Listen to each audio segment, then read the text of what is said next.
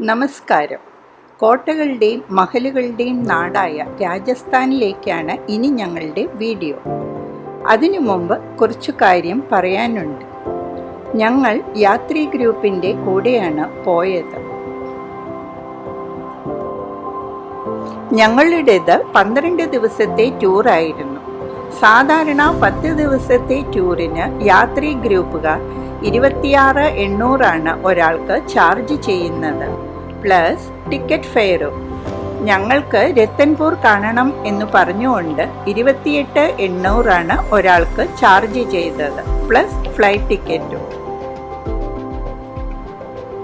ഞങ്ങൾ Udaipur, mount Abu, Jodhpur, Jaisalmer, desert, Bikaner, Pushkar, Ajmer Dargah, Jaipur, Ranthambore national park എന്നിവിടത്തെ കാഴ്ചകളാണ് കണ്ടത്.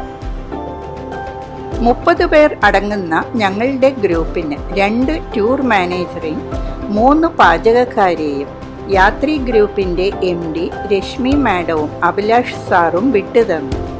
ഞങ്ങളുടെ ടൂർ മാനേജറായ മിസ്റ്റർ വിജിത് കുമാർ ആൻഡ് ജോമോൻ രണ്ടുപേരും വളരെ നല്ല പെരുമാറ്റമായിരുന്നു. അവരെപ്പറ്റി ആർക്കും പരാതിയില്ല എന്നു മാത്രമല്ല, ഇനിയുള്ള ഞങ്ങളുടെ ടൂർ ഗ്രൂപ്പിൽ അവർ തന്നെ വേണം എന്നാണ് എല്ലാവർക്കും ഒരേ അഭിപ്രായമാണ് ഉണ്ടായിരുന്നത്. ഇതേ അഭിപ്രായമാണ് 3 പാചകക്കാരായ സാബു, അനിൽ, പിന്നെ ബിനുവിനെ പറ്റിയും പറയാനുള്ളത്. അവരുടെ പാചകത്തെ പറ്റിയാണെങ്കിലും ആർക്കും ഒരു പരാതിയും ഇല്ല. മാത്രമല്ല, ഓരോ ദിവസവും 3 നേരം വ്യത്യസ്ത ഫുഡ് ആയിരുന്നു. അതും നല്ല രുചിയോടെ വിളമ്പിയിരുന്നു. ലാസ്റ്റ് ഡേ അവർ ഞങ്ങൾക്ക് സദ്യ തന്നെ ഒരുക്കിയിരുന്നു, അതും പായസം സഹിതം. യാത്രി ഗ്രൂപ്പിൻ്റെ ഹോസ്പിറ്റാലിറ്റിയെ ഞങ്ങൾ അഭിനന്ദിക്കുന്നു.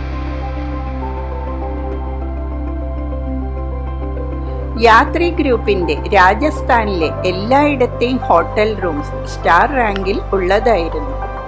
അങ്ങനെ ഞങ്ങളുടെ 12 ദിവസത്തെ രാജസ്ഥാൻ ടൂർ വളരെ വിജയകരമാക്കിയതിൻ്റെ പിന്നിൽ യാത്രി ഗ്രൂപ്പിൻ്റെ ആത്മാർത്ഥമായ സേവനം കൊണ്ടാണ്. അടുത്ത വീഡിയോ രാജസ്ഥാൻ ടൂറിൻ്റെ എപ്പിസോഡ് 1 കാണാം.